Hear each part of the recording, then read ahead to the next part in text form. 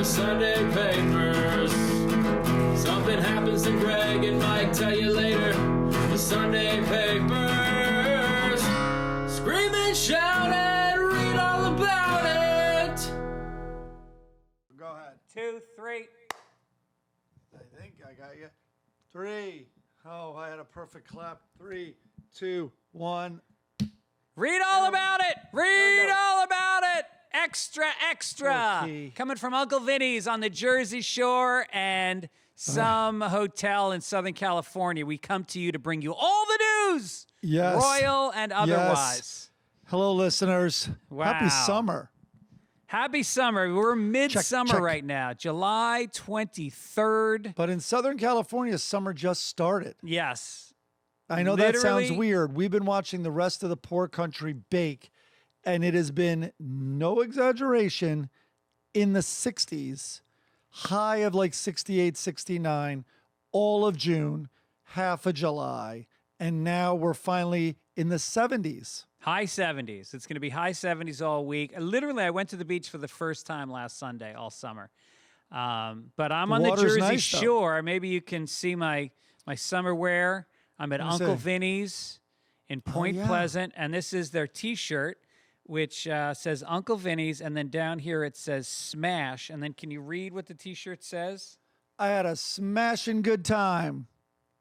And what happened was there was a pretty famous video. I don't know if you guys followed this about, God, it must have been a year ago. And there was a female comic on stage. And I can't remember what she said. I think she said she was Jewish. And so someone yelled out, so you probably voted for Biden or some exchange like that. So anyway, then her husband she said, yes, she did. Husband throws a beer can at her. And it hits the wall behind the stage, and then the guy goes running out the door. Hope it wasn't a Bud Light. So, no, it was not a Bud Light. But it's a great fucking club. It's been here for like 20 years. We had a show here last night. It's just Irish and Italians who look like they've been baked in the sun for 30 years, just lizard skin. What was your joke about being in the sun and being Irish? It's like putting a fork in the microwave. Just sparks and a lot of pain. But good people. Definitely skews conservative. And working with Pat House is a great comic, and you can see the backdrop of the club. Nice. It's a headshot club. My headshot is right over my shoulder, even though the last time I was here was apparently 18 years ago. So they're just giving you the room right now. Give me the room in the middle of the day. Yeah. Look at that. Dino is the club owner. He came in and let me in, which was very kind of him. And he's a character. He's a good man. He and Kevin Brennan had a beef years ago. He told me a great story about Brennan showing up and just being a complete pain in the ass. Oh, no. He's the worst. He's crazy. You know, we love him, but he's annoying. We're talking about Kevin. Yeah. Oh, yeah. Well, he moved to New Jersey, and I remember when he moved, things are never going well in his life, especially according to him. Yeah. But he was he's the most, he's the unhappiest man in showbiz, and everybody, even huge stars in LA who remember him, like Seinfeld, like they love, everyone describes him the same way. But he goes, I'm quitting this fucking business, which he says all the time.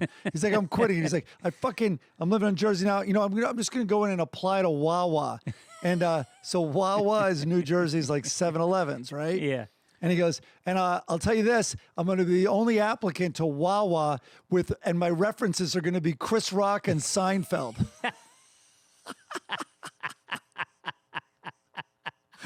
That's hilarious. Yeah. Yeah, well, and then I flew in a day early, and I played some golf with our buddy Dan Brickner from college. Yeah, you sent me that photo. How did you guys do? Well, I mean, look, first of all, I show up at his house, and he lives in this fancy little town in the suburbs of Philly, and he's got this beautiful house. And we walk in, he's got two dogs. Technically not in Philly. I want to point that out. No, outside of Philly, right. Friend of mine, yes. He's like, you want to go for a walk? And I just flew across the country, so I was like, yeah, I'd like to stretch my legs. So we go out. This kid, he's wearing flip-flops, and we walked 3.5 miles. Even his dogs were looking at us like, hey, what the fuck is going on here? And I think I don't know if he's having a midlife crisis or whatever. 3.5 Who's not? hour and a half long walk. We get home. It's raining, which he doesn't even mention. I guess he's just used to walking in the rain. And then we come back into his house, which is a meat locker. The AC is at like 58. I'm soaked. And we're sitting in the living room. Then he puts his Uggs on. He goes from his flip-flops to his Uggs. Puts his Uggs on. And I'm sitting there going like, is this guy going to go, hey, you want a towel? Maybe you want to run upstairs and put on a dry shirt. And like it's like he's going through menopause or something. You know, some guys get to a certain age and they just have to air condition the shit out of themselves. And I think I got a cold. I think I got a cold from it. I think maybe he's one of the, maybe that's how he can feel now. It's like a middle-aged man's version of cutting. Right. He just walks his dogs in the rain listening to Morrissey and then gets home and tries to die of hypothermia. Yeah. And then with only scotch to warm him up. And then I'm getting ready to go to bed and they're like, yeah, you're gonna sleep upstairs in Henry's room. You're not allergic to cats, are you? And I'm like, yeah, I'm very allergic to cats. And they both just look at each other. I'm like, oh, Jesus Christ. So not only is well, then I hope you're not allergic to good-looking teenage boys. I doubled up with Henry. Spoon of thon. No, but we had a great time. We played some golf, hung out with his lovely wife, Carolyn, who I fucking love. Yep. And, we had a blast. And then that's very cool. Now we're here. Yeah. We should mention, by the way, our buddy Kit Boss, who is a big writer. He's been a showrunner on shows for years, sitcoms.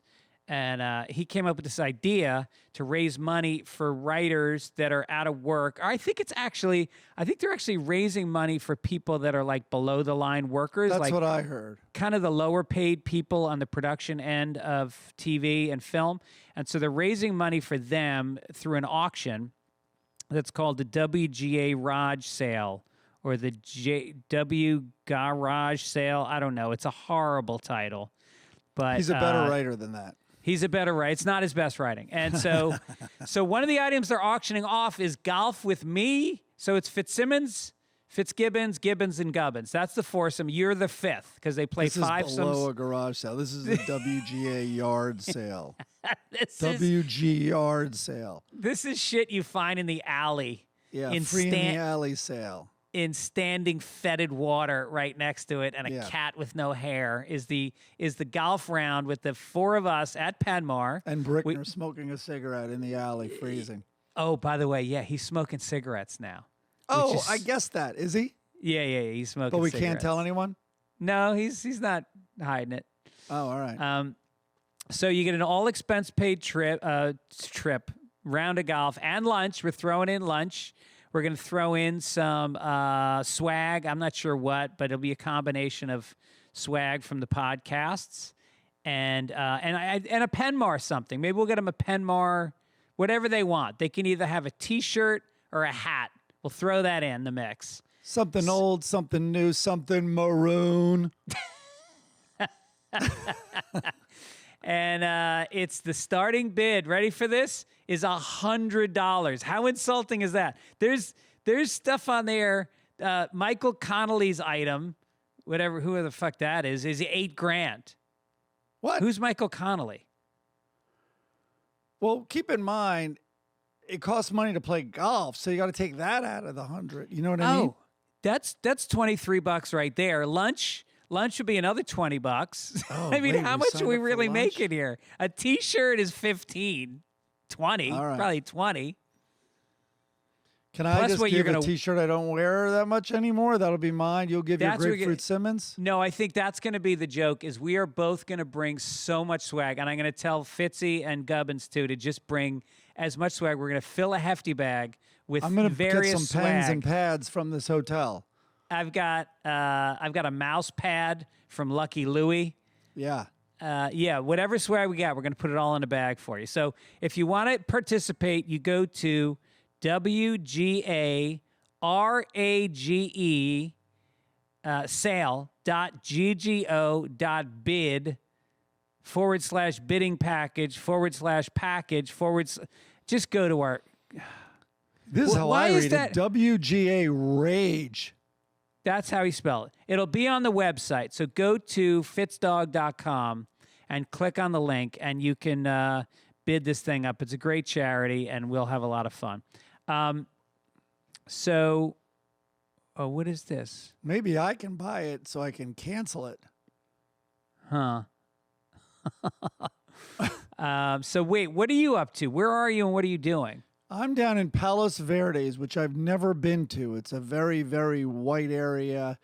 So there's the Santa Monica Bay, right? In Santa Monica and Venice and the beginning of Malibu is right in the middle of it. And then the northern tip is, what is it called? Point Dume Yep. in Malibu. And then the southern tip is Palos Verdes. And right. Isn't there like cliffs and like a great overlook from there? exactly. And my dad reminded me, we're here because my dad came out and we were going to do a trip, but like everyone has jobs and responsibilities. So we picked someplace local and with all the cousins and my daughters. And so we're all here, and Laura and George, my sister and brother-in-law. And, you know, the Falcon and the Snowman, I think, was based here. And the snowman referred to, I guess, the cocaine guy, but the falcon was in it. And I guess there are falcons on these bluffs. Oh, right. But anyway, another cool thing is this is where they do the official count of the gray whale migration. There's a public point, and it's volunteers, and they do it every year. And I guess they're pretty accurate, I guess, comparing what they see year to year. And so it's actually useful data in the migration numbers. That's so cool. Yeah, and it's very cool. And I was telling you before we pressed record, there's a lot of weather here. The most popular phrase is, "This'll burn off." Yeah. And, you know, we live 20 miles from here, less, I think, than 20. And it's such a different situation here with the clouds. So Yeah. how far are you from the Mexican border? Why? Well, you're north of San Diego. Oh no, dude, I'm 15 miles from your house. Oh, got it. Okay. We're, there good surfing right down here. there? We're right below Redondo Beach. Good surfing? It can be, and they're very territorial. The LA Times did a line about how they like smash windshields of surfers. They don't any outsiders. Really? Yeah, and then there's fist fights in the water and all that. It's a little like God. Topanga has that reputation also, but here I think it's much worse. Yeah. Yeah. It's so funny. You think of surfers as like, you know, laid back stoner dudes, but no, so they're many aggressive. are total assholes. Yeah. Yeah, real rageaholics. Well, you know who's not an asshole is Collins. What? No, I'm going to say who. That was the transition. The segue startled me. I'm gonna make so jarring. I'm gonna make jarring transitions all day. Okay. Collins Spady, that's an odd name, did the logo for this week. It says "Take it Ish," and our pictures with the Sunday Papers logo. What do you think? Well, this is what I think. Based on the 2 hand-drawn illustrations of us, I would say if he was a police sketch artist, no one would ever get caught. It looks like Denman just told us that we finished the podcast, but we forgot to record it. Okay, you look like a white Hannibal Buress. A little bit, right? The mouth? Yes. I look like a little bit like a white Brian Regan, who's already white, maybe a little whiter. Yeah. But there's Brian Regan mixed with, I look a little like Trump's former attorney who turned on a Michael Cohen. Yeah, you do look like Michael Cohen. The hair is kind of, it's really feathered back with some product in it. Yeah, there's and bloated, but I guess I am bloated a lot. We always do these on the weekends. I might have a cocktail or two the night before. The song is from Michael Sapienza, just an Americana version of a theme song, a man on an acoustic guitar banging it out for 20 seconds. That's all we ask people. You know, sometimes people go above and beyond, and that is really touching. That is like amazing when someone like Rob Dukes plays a fucking heavy metal song with the full band, and that's really blows us away. But you know what? We also love when you just sit down and do something from the heart. Love it. It makes us feel more comfortable. It feels like more like what we deserve. Exactly. And a tiny bit less effort. Maybe not effort, but less time. Yeah. And speaking of corrections, or less people. This one comes. Oh, do you have paper to crinkle? Oh, not at all, but I'm in a hotel room. I bet I could find. I have a menu and I have a linen napkin. I don't think either one of those is going to crinkle. All right, good. So corrections. Do we crinkle for corrections? I don't think we do. I have a parking ticket from 4 years ago in Italy.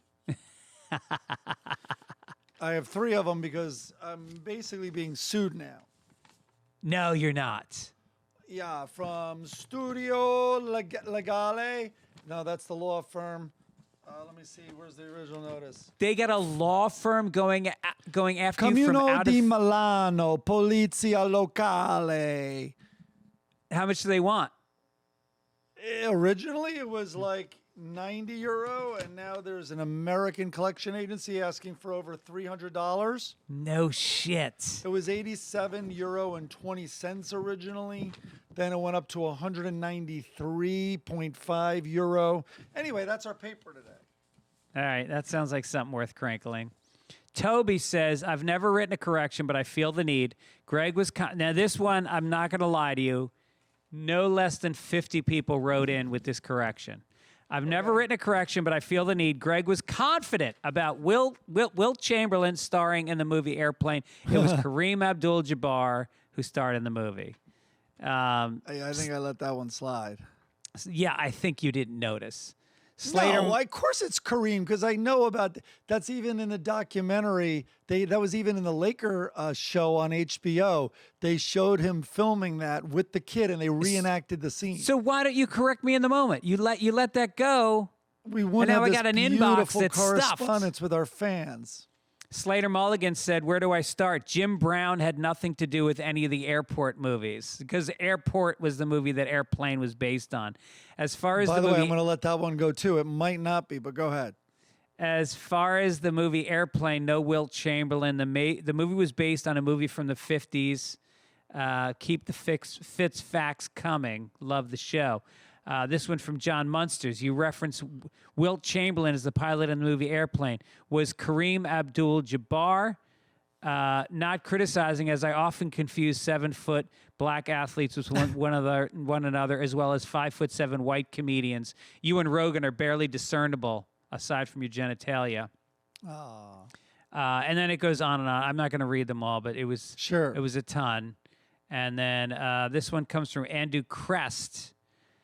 And he said, I hate to put in the position of defending Bernie Taupin because I agree that he sucks. But he wrote Rocket Man based on a short story by Ray Bradbury, who you love, Fahrenheit 451, about how in the future astronauts would just be everyday jobs. Hence the 5 days a week line and all this science I don't understand. He's just a random guy who does this for work like a construction worker. Again, I agree that he sucks and that Elton would have been twice as great if he wrote his own bad lyrics instead of partnering.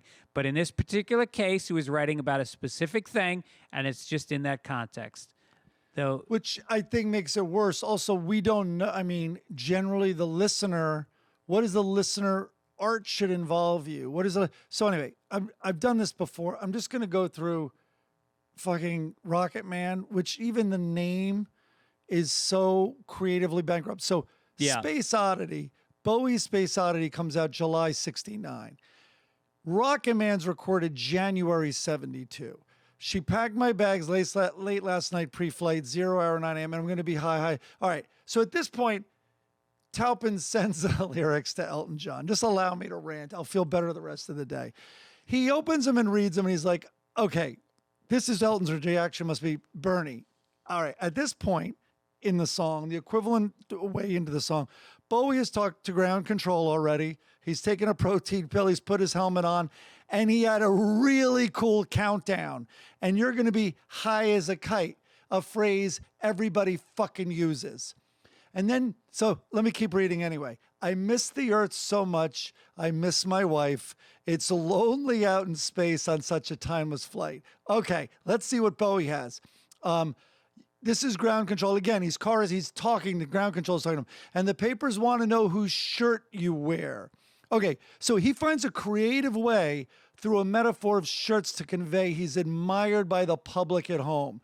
And then he leaves his ship disoriented. And many, many people have debated that this song, Space Oddity, could be a metaphor for coming out of the closet. And that's why he chose the word. Interesting. Yes, and that's why he's feeling so peculiar, and he's moving.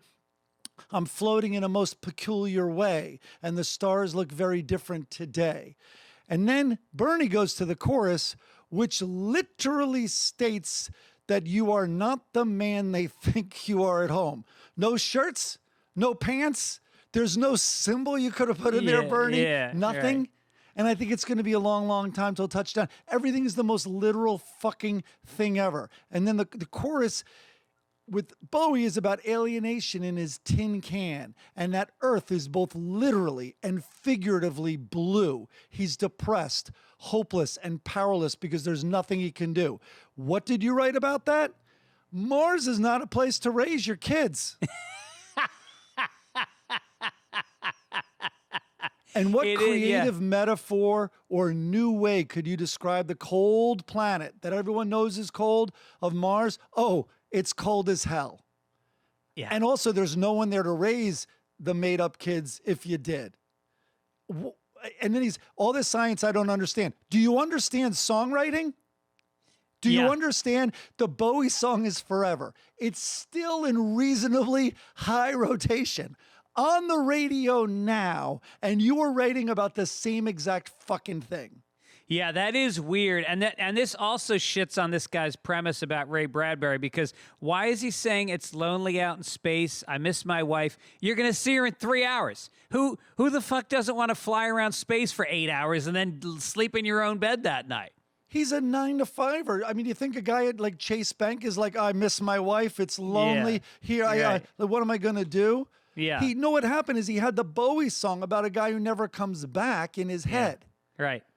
And then what did Bowie do? He concedes his spaceship can do without him, again powerless. He tells ground control to tell his wife he loves her very much. And then there's a single line, which is a separate line where he sort of screams, she knows.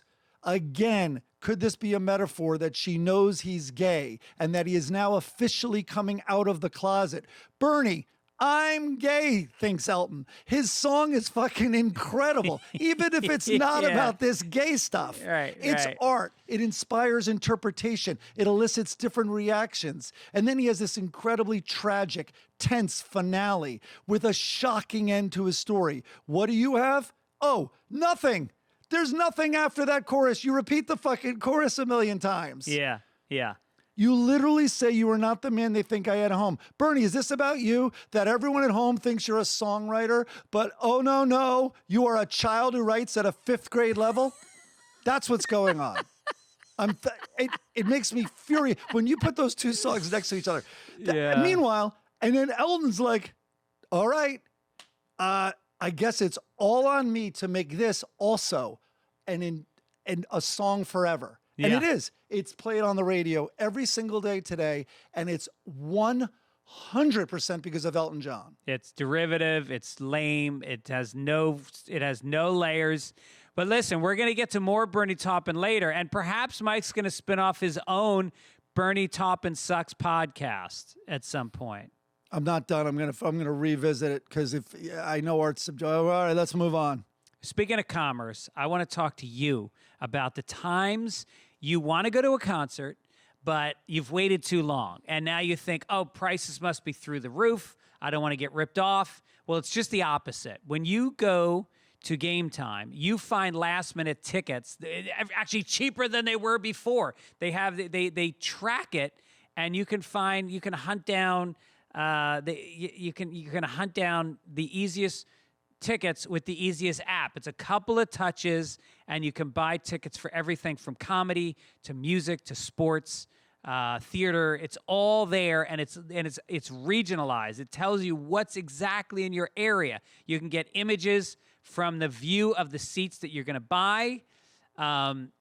Lowest price guarantee. If you find a ticket that's in the same section and row for the same show, they're going to give you 110% of the difference. So get on board. What are you looking at, Mike? Here we got look at Neil Brennan today, $70 at Game Time. That might go down. Who knows? What's Kevin Brennan going for?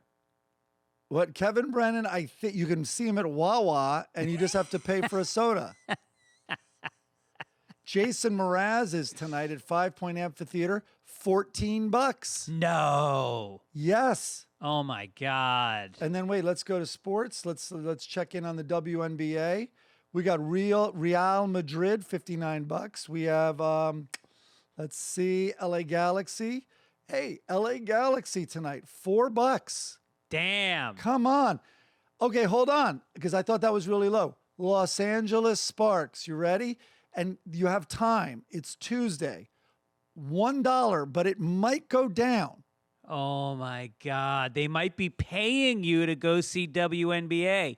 Listen, when you get the tickets, they're sent directly to your phone. You don't have to print them. You don't have to dig through an email. You just do it. Snag the tickets without the stress with Game Time. Download the Game Time app, create an account, and use code PAPERS for $20 off your first purchase. Terms apply. Again, create an account and redeem code PAPERS for $20 off. Download Game Time today. Last-minute tickets, lowest price, guaranteed. Absolutely. I use it to check out what's going on. It's also Yeah. a great device for that. And then why not go for a handful of dollars to a Dodger game? Yeah. You want to read this one? Oh, now that we're in the thick of summer, you might be looking for wholesome, convenient meals to support sunny, active days.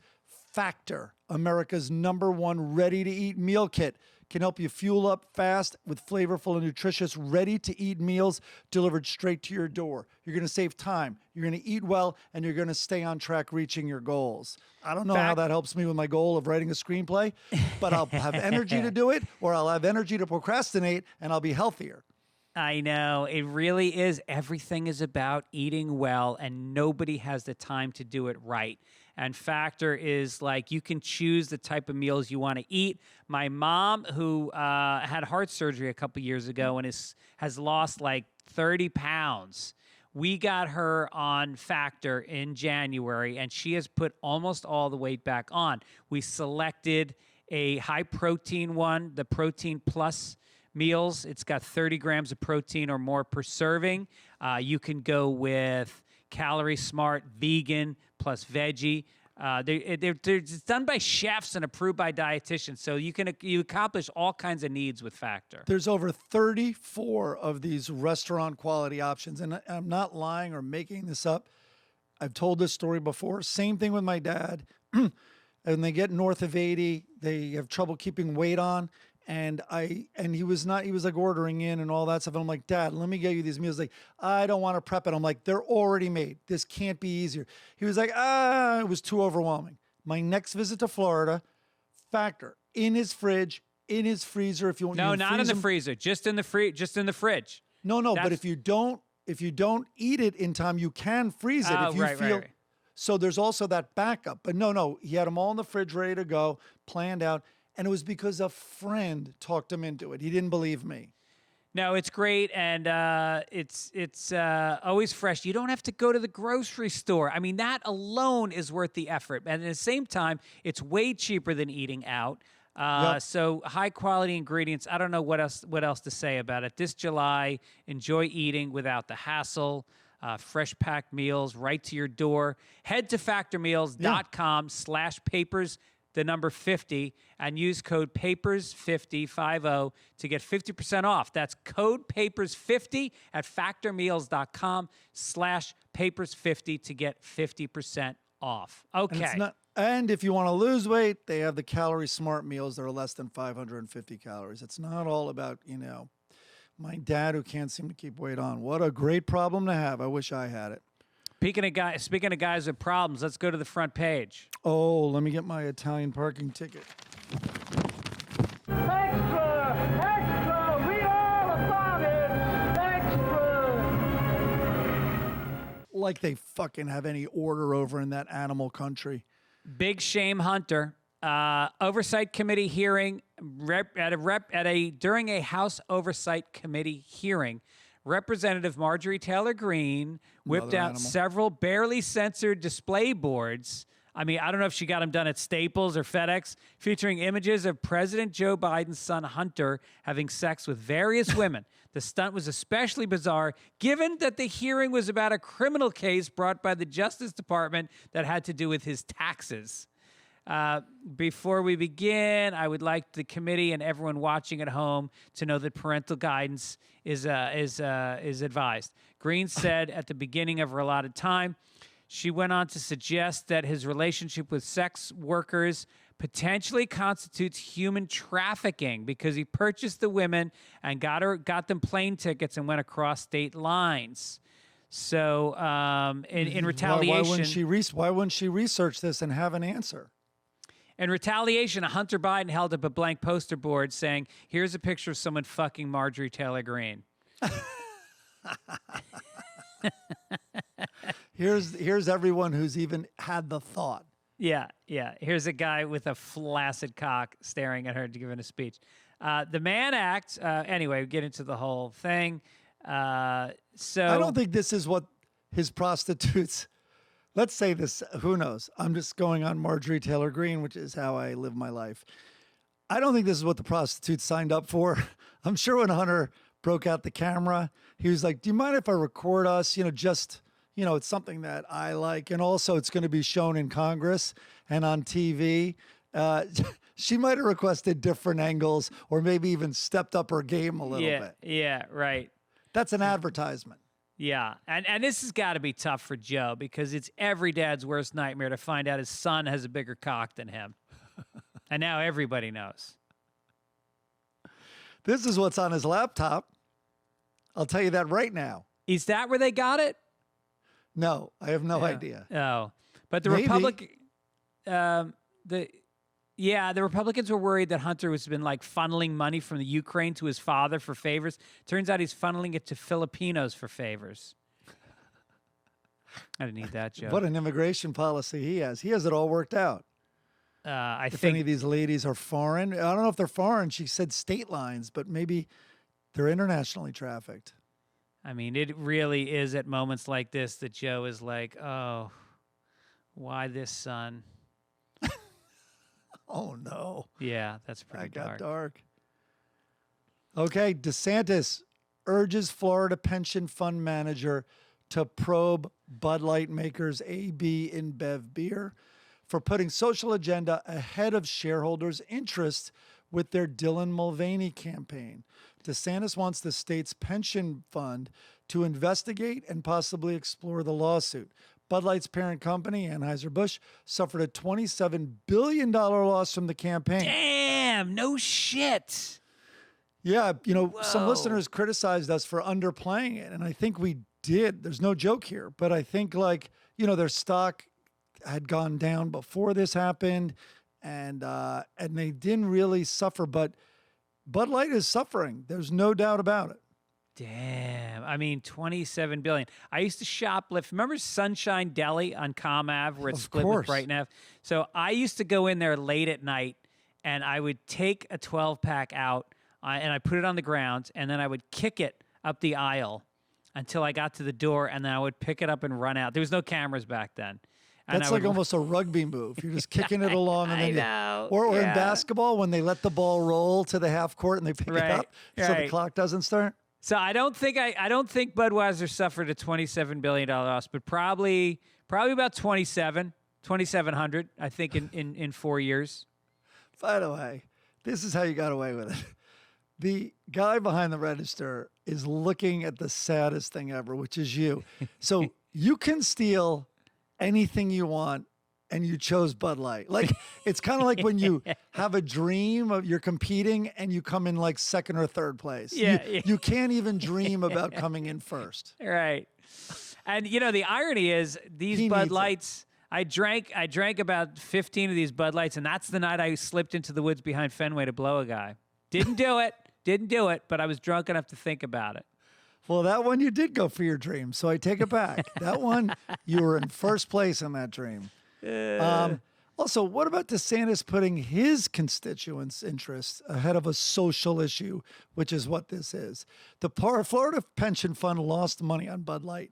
Now they're going to lose money launching a lawsuit against the company about what actor they chose in marketing, which is not going to go well if it ever comes to court or trial or negotiation. Because you realize the former spokespeople for this company have been horses, frogs, lizards, the ugliest fucking Irish dog in the world, and a bunch of mentally disabled bros saying, "What's up?" They're not known for being selective. Yeah, there's a history of bad choices in the spokespeople. Yeah. Wow. Yeah, And then I this, forgot by the about way, that. this woke attack, he's on this woke attack, and I wish this were my joke, but I read in the comments that someone just left a comment in the newspaper, on this online newspaper, and it said, because of his attack on woke, he's like, DeSantis should have quit while he was behind.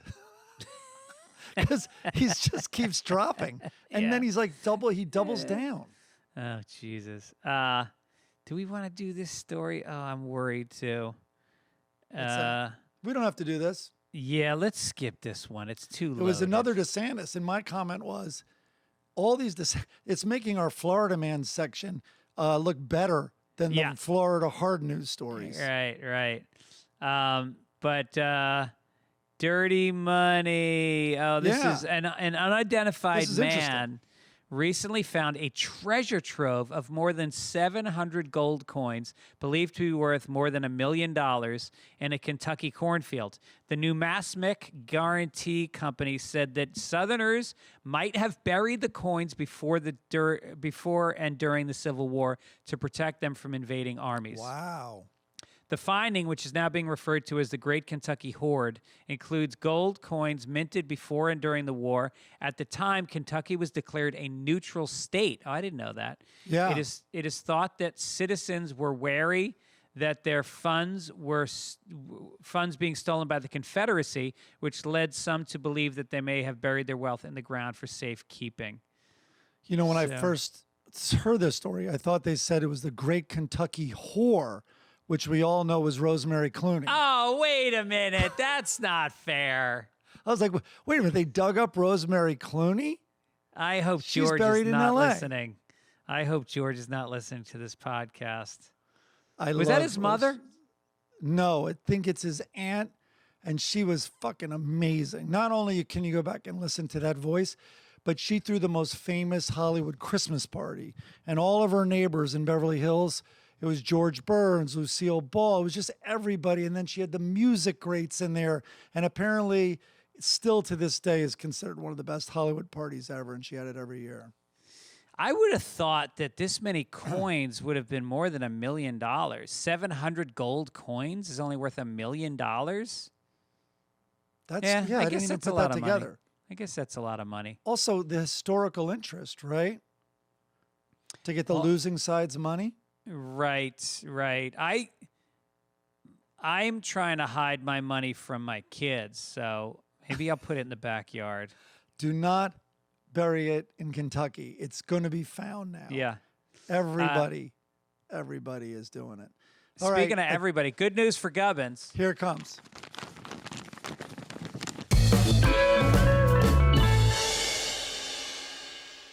Italians have good paper, right? I guess from all their famous art, maybe they have a tradition of great paper.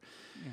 Well, Gibbons couldn't believe we didn't do this section last week because I left out that in going to Neil Young, with everyone in LA is terrified of parking no matter what venue you go to. So it's at the Greek Theater. I asked to borrow his handicap placard, which was good for about 12 more days. July's the last month. And so I borrowed it to go see Neil Young. And then I left town for the weekend before giving it back to him. And meanwhile, as we know, he's running around town. He's even played paddle. And I'm like, wait a minute, when do you use this? You're not going to any concert or anything. He's like, no, he uses it for free parking at the meters. So I was like, I'll pay for all your meters. Yeah. Did he use it to get to the clinic to get his shot before black people for COVID? We're bringing it all the way back to that. Wait, so who did you go to Neil Young with? Did you go alone? So no, I loaded everybody in my car, and I thought we're going to take one car. I'm going to have this handicap placard because when you get up there, the Greek is so crazy that they run out of parking. Yeah. You have to then drive all the way back down to a place where there's a shuttle. You're going to miss the first half of the concert. Right. So I borrowed it, but here's the funny part. So I borrow it. We're pulling up. We get up to a guard, and everyone keeps asking, do you have a reservation? A reservation, a reservation. In other words, did you reserve a parking spot? So we're like, no. And the guy starts to gesture going around. But I point. It's hanging from my windshield. I go, but wait a minute. Don't you have handy-capable spots?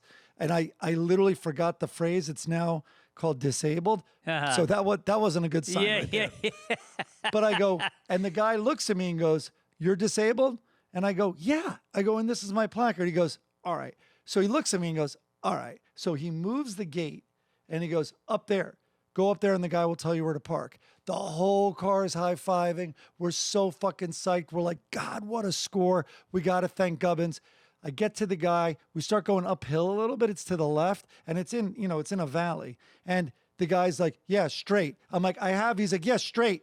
Doesn't give a shit about the placard. I'm like, okay. So next guy, yes, straight. We are now climbing.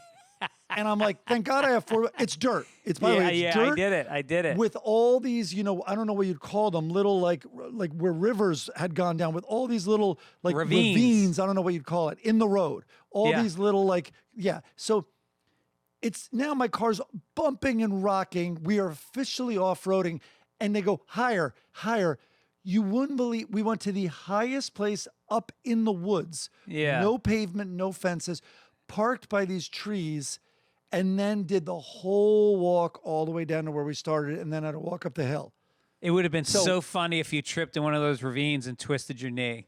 I would have loved that. I don't know how anyone handy-capable even could have negotiated that. It was a hike. It was officially a hike. Oh, my God. Well, because there's so many douchebags, no offense to you and Gibbons, who get those placards and misuse them. There's like thousand Look people. At Gibbons. Right.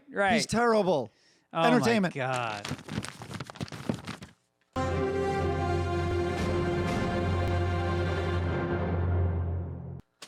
Entertainment section. Is this you, Lana Del Rey? Lana Del Rey gave her fans quite the surprise on Thursday when she was spotted working as a waitress in a Waffle House in Alabama. I think the surprise was that she made it back to L.A. after that. The singer, 38, stepped away from the stage as she was seen pouring coffees and taking orders at the restaurant chain. Lana was dressed in the company's blue uniform and wore a yellow name badge as she kept busy behind the counter and appeared to be waiting on tables. Oh, so Lana pretended to wait on tables. You know that 95% of entertainers actually wait tables. I know. She's mocking them. Yeah, I am remembering this now. I did put this story in, sorry. But good read. Good read. And also, like, you're a celebrity. There are a lot easier ways to fuck Tiger Woods. Don't just go with recent history. Try a new way. And here's one of the real headlines. Just when you thought Waffle House could not get more depressing, you have this morose, despondent singer known for the most melancholy vibe like ever in music practically. Ma'am, can I get some syrup? Syrup runs through my veins after you left me. This is a lot more syrupy than I thought. And I guess she was there, I don't know how long she was there, but I guess she put on 35 pounds that week, which was good because she had to break up 16 fights. Waffle House. You know, I've never been in one. I have. They really heat up around 1 to 4 a.m. I think they do half their business from 1 to 4 a.m. And there are so many fights online at Waffle Houses. I don't know how people work there. It's crazy. There are a lot in the South, I'm gathering, because I see a ton in Nashville. Yeah. Is this you, the Bernie Taupin? Yes, Bernie Taupin. Okay, now don't make a meal of this. Taupin, I can tell you about him. Huh? All right, read it. The lyricist behind some of Ellen John's biggest songs. Get this. He's written a memoir called Scattershot, Life, Music, Elton, and Me. Thank God he put in music and not songwriting. The memoir is said to detail Taupin and John's lifelong creative partnership, blah, blah, blah. So anyway, I can't wait. That's a must not read. Yeah, and Forget actually, Reed. I I think Elton. He should get Elton to narrate the audiobook to turn this piece of shit into like probably a Grammy Award-winning masterpiece. If Elton is not going to sing the book on tape, no one has to read this book. Nobody. Yeah, I wonder if it was hard for him to type with his hands grasped so tightly on Elton's coattails. He must have used his nose. All right, this is my closing thought, and it's short on this because I know a lot of criticisms come my way.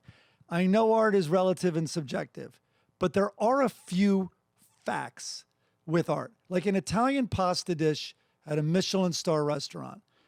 A fact is it's more complex and nuanced and sophisticated than a can of Chef Boyardee.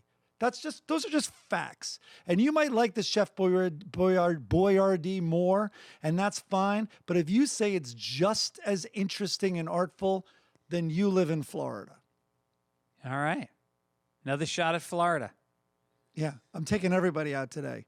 Can I take out gays? Where are they? They're right here. Malaysia's government halted a music festival on Saturday after the British pop rock band The 1975 kissed a male bandmate on stage. Uh-oh. There will be no compromise against any party that challenges, disparages, and violates Malaysian laws, said Good the accent. communications minister.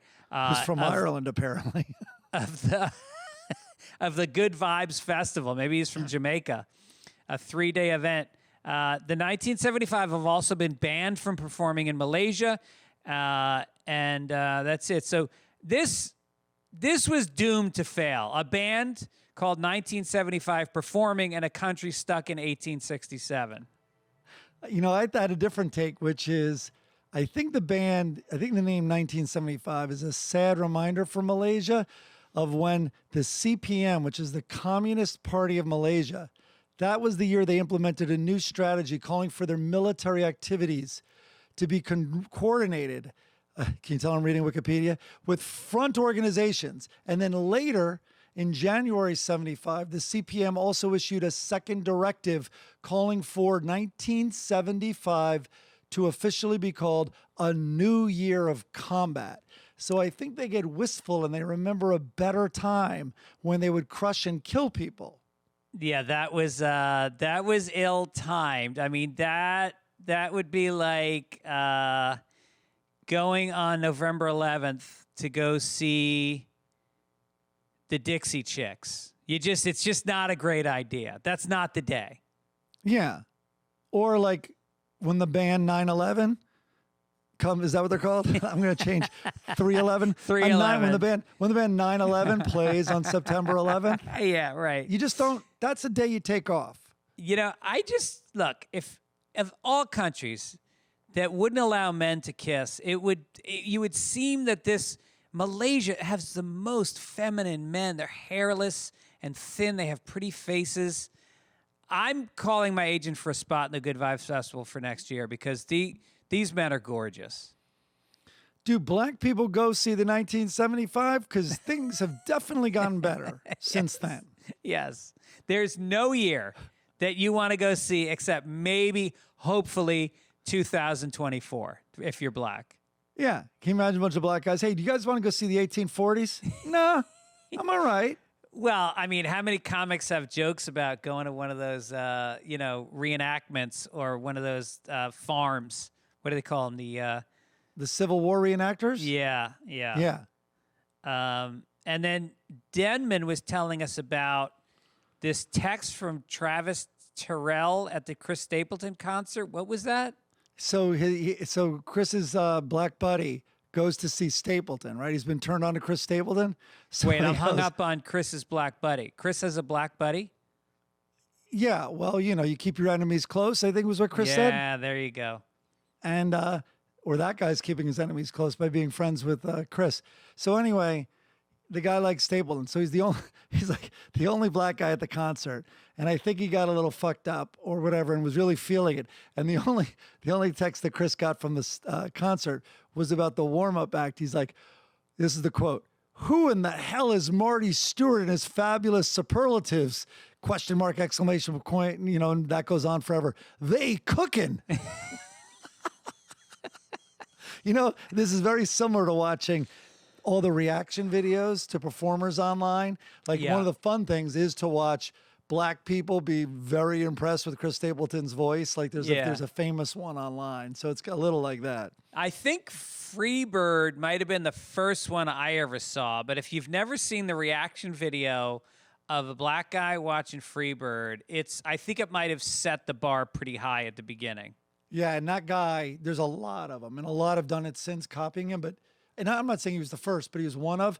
He's not wearing a shirt. He's in a gamer chair. Like there's a gamer chair, and he has such insights also into the song, which we've always just never even thought about. Like the jam is going so crazy, and he presses the pause button. I think we've talked about this before, and he goes, "I don't know what she did in the relationship, but you're really happy to be free." Yeah, he's free. He's free. He's free as a bird. He's a Southern guy, and I think he's Southern. He's really funny. Speaking of Southern, let's make America Florida. You got it. Here it comes.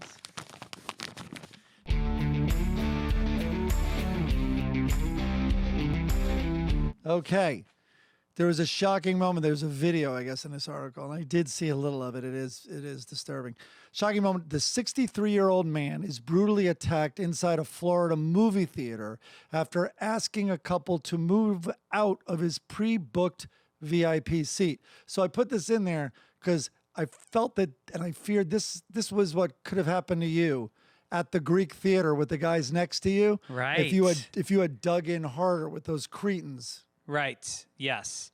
And, it really is, you never fucking know, like who's going to be a lunatic and who you can interact with. And, the energy that you bring to it. Sometimes an old guy comes off a little aggressive, but I don't know. I just don't know what VIP what's a VIP seat in Florida?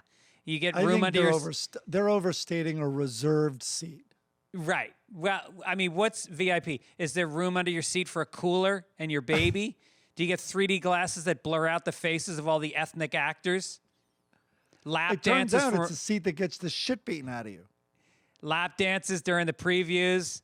They skin the possum in your pickup truck during the film. During sex scenes, some model just reaches down and caresses you. She's a runaway. The poor guy was taken to the hospital. The perpetrator of the attack has not yet been identified. They have all these screen grabs of his face, so they're asking people to do it. But I did think of people who get like outraged, like the guys next to you, when they're only thinking to themselves and they're ruining it for everybody else. Yeah, at the last line of the article, do you know the identity of the victim or his attackers? Email newsus@dailymail.com. I do, yeah, we're not sure the identity, but a few things we can count on. He's young, he parked in the handicap spot out front, and he stayed for the rest of the movie. It's Florida. He spent his $9. He had Gibbons handicap parking placard. Right. Okay, let's make Australia, Florida. Guess Yeah. it's a new section. Oh, that Italian paper holds up. Middle-aged men are among the loneliest in Australia. Oh. What could help change that, said the article. The article should be one word: pussy. Shouldn't it? What do they mean, what could change that? So a recent survey conducted by Men's Health Organization, it's called Healthy Male, found that 43% of Australian men were lonely. Of that 43%, 92% are married to Australian women. That's where you find the loneliest men, in secluded in marriages. And wait, what was the line that I realized everyone says? That I remember somewhere, anyway, it was like a therapist's advice who wanted you to look for guys who like had commitment issues, or they were like delaying and stuff, or not being real about relationships. The therapist said, he goes, keep in mind that all relationships either end in a breakup, death, or marriage. And so I thought it was fascinating that the relationship ends in marriage. I'm like, you got that one right. You got that one right. Well, not with me. My wife, I'm still dating my wife. We still have fun. It's not all No, alone. yeah, you guys are unicorns. Are you kidding me? Yeah. But And then I read this. And while Australia has stopped short, this is in the article, of following countries like the UK and Japan who have appointed ministers for loneliness, there are positive signs, it goes on. But like that should be Lana Del Rey. Maybe that's what she was doing in the Waffle House. She's a mistress of loneliness. yeah. I think that was Denman's nickname in high school, the Minister of Loneliness. The King of Masturbation.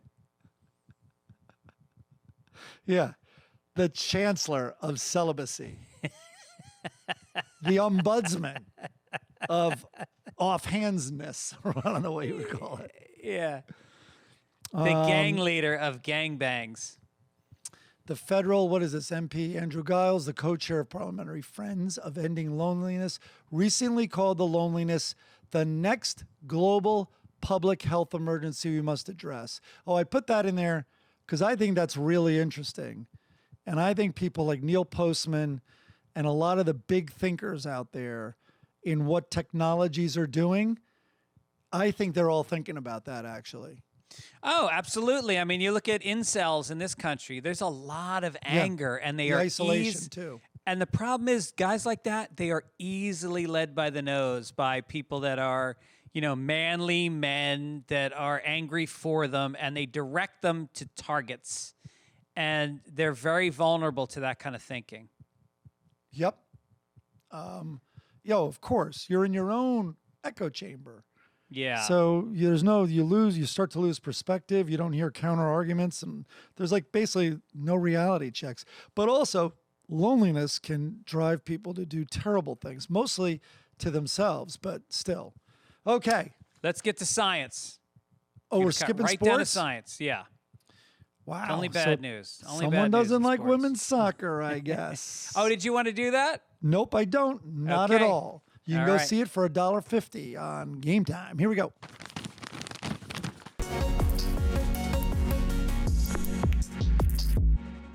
Okay. Science. Thousands of 10-inch penis fish have washed up on a beach in Argentina. Oh, I guess they were uncircumcised penis fish.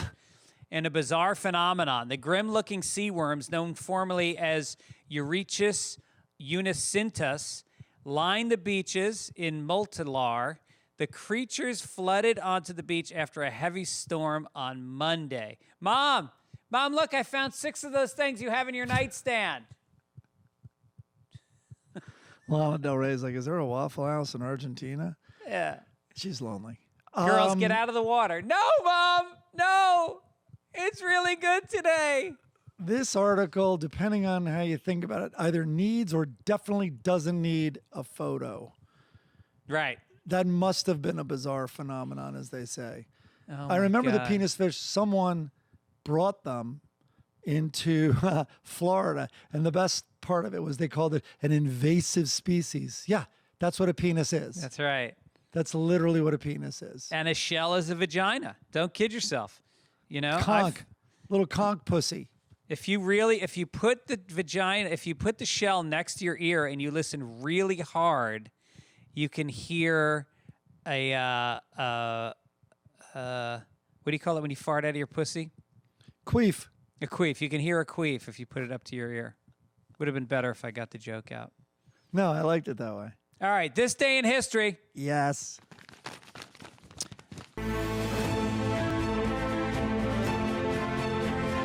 There we go. On July 23rd, 1984, I remember this well, 21-year-old Vanessa Williams gives up her Miss America title the first resignation in the pageant's history after Penthouse magazine announces plans to publish nude photos in its September issue. She made history when she became the first black woman to win the Miss America crown, Miss New Jersey. Suzette Charles, the first runner-up, was also African-American, assumed Williams' tiara for the 2 months that remained in her reign.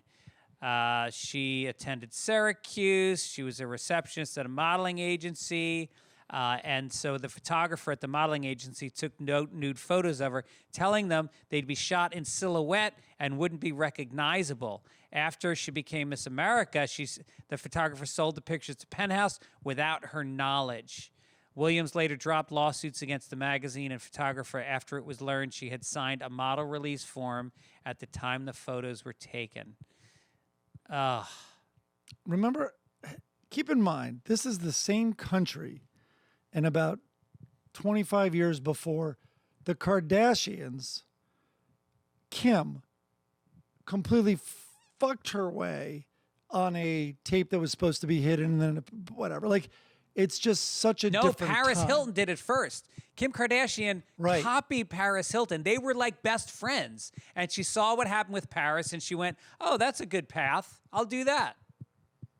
But wasn't it more than this? Wasn't it that some of the photos she was with a woman? Oh, I didn't know that.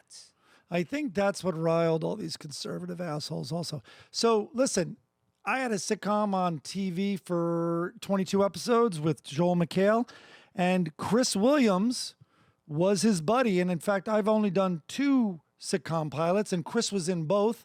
And in the first one, which never aired, you were at the taping, I think. He got the biggest laugh of the night. He Who's also Chris played, Williams? Huh? Who's Chris Williams? Chris Williams is an amazing actor, dodgeball, a million things, but most people know him as Crazy Eyes Killer in Curb Your Enthusiasm. Wait, is he related to Vanessa Williams? Yes, I said that it's her brother. I think I said that. Anyway, that's what I was you getting didn't to. say that.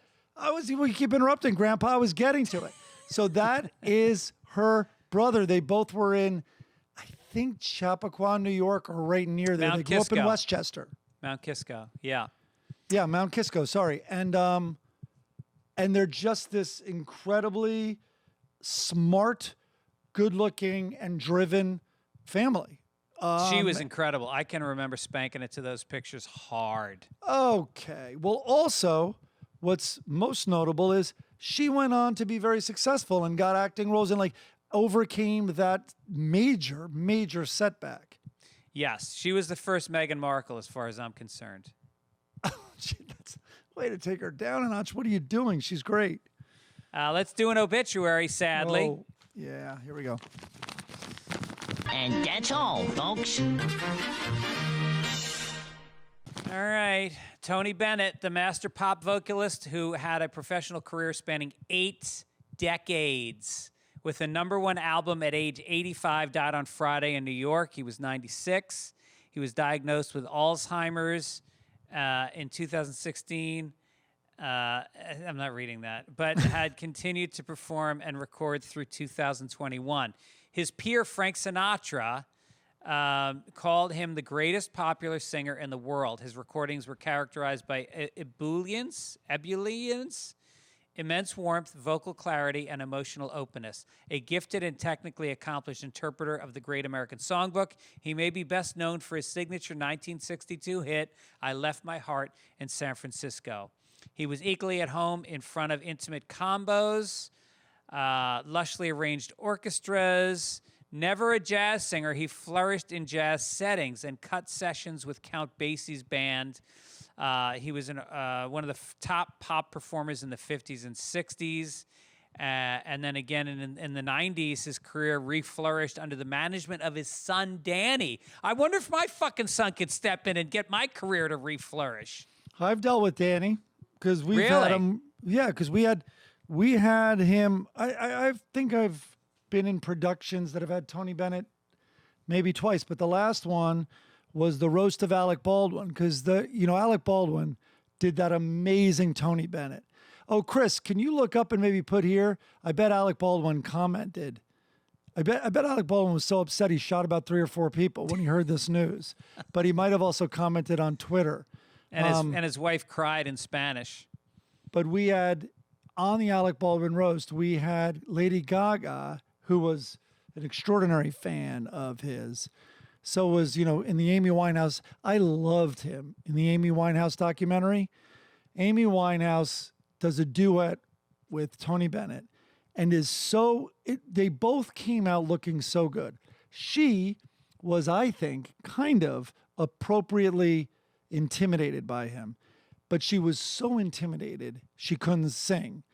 And he just kept like, you're doing great, and his typical positive, encouraging way. But also, he noticed her as this exceptional jazz singer before anyone was kind of giving her credit. Not anyone, but before the general public was really giving her credit for it. Right, and it was before Gaga did the duet. He also duetted with Diana Krall, who's Elvis Costello's wife.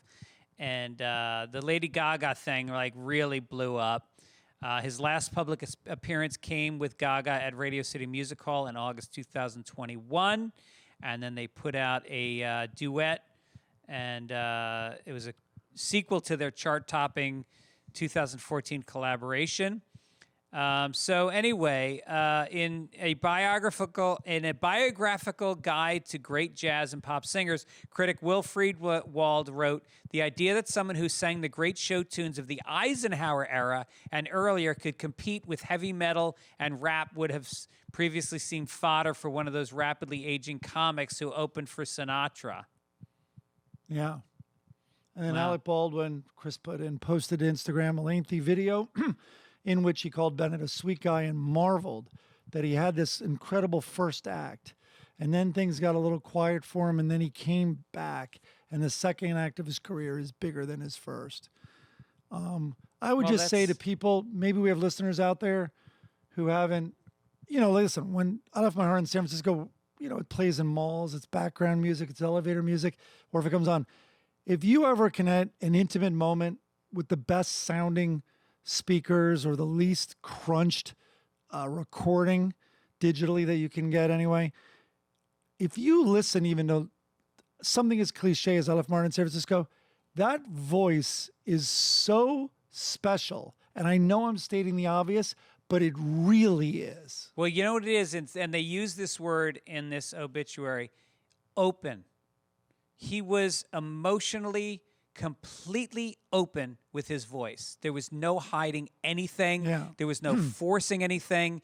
It was like a look into his soul when he sang. Yeah. And I always picture, every time I'm in a really great Italian restaurant, I always think to myself, this is the kind of place where Tony Bennett would walk in and they would lose their fucking minds. This is the kind of place where, Tony Bennett would enjoy a good meal. Oh, yeah, are you kidding? Yeah, he's, a legend, and it is sad. He's like the last, I read a lot of obituaries of, he's the last crooner. Yeah. Well, you still got, what's his name? Harry Connick Jr. is very good. Dude, we're talking about, even Harry Connick Jr. would agree with me saying that was the last real crooner. Of course, there are people, Bublé, whatever you want to say, that are out there doing the American songbook, but this is the guy, was he ever in Scorsese? Was he in Goodfellas? No, he was. That was Henny Youngman I'm just spacing out, in the restaurant where they walk through the kitchen. Oh, right. It was, what's his name? Frankie Avalon, right? I don't know. It's weird if Tony Bennett was never Chris, look up if Tony Bennett's music, it had to have been in a Scorsese move, right? Analyze this, he's thinking? Analyze this. Was he? Who knows?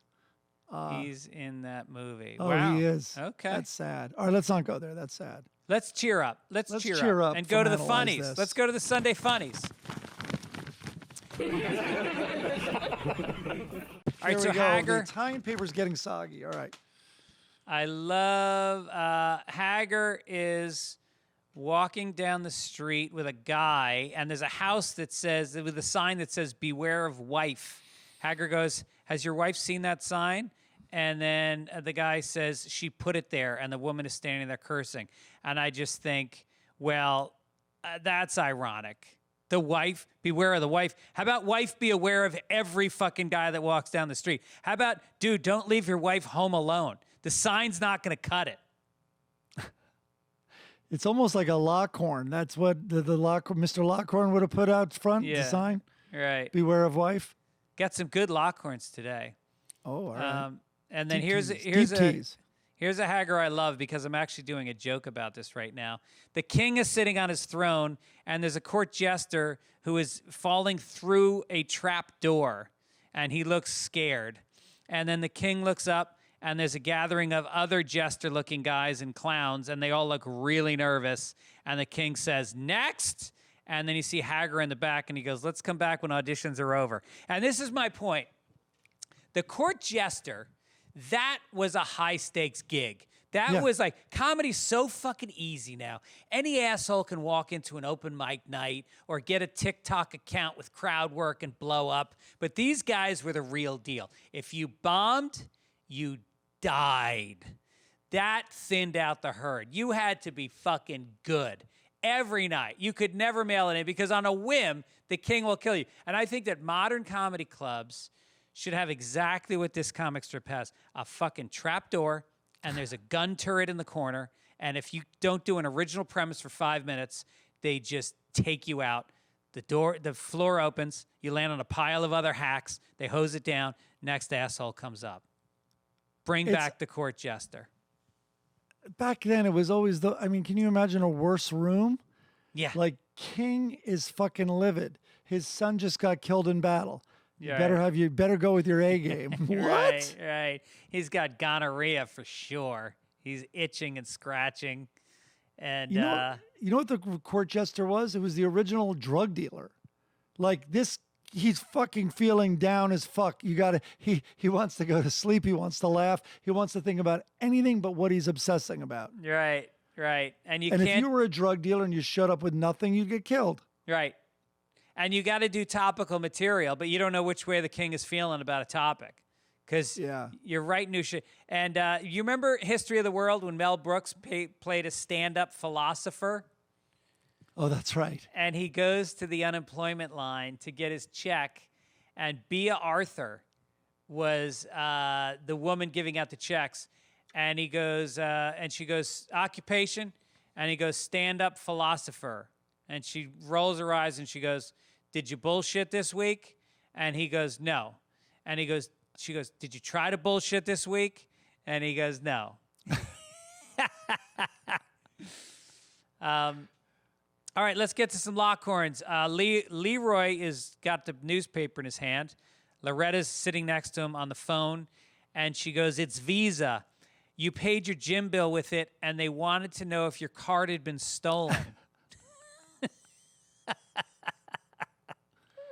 Those are good. Those credit card jokes. Remember Rodney's about his wife's pocketbook was stolen with all the credit cards, but he hasn't canceled them because they're spending less?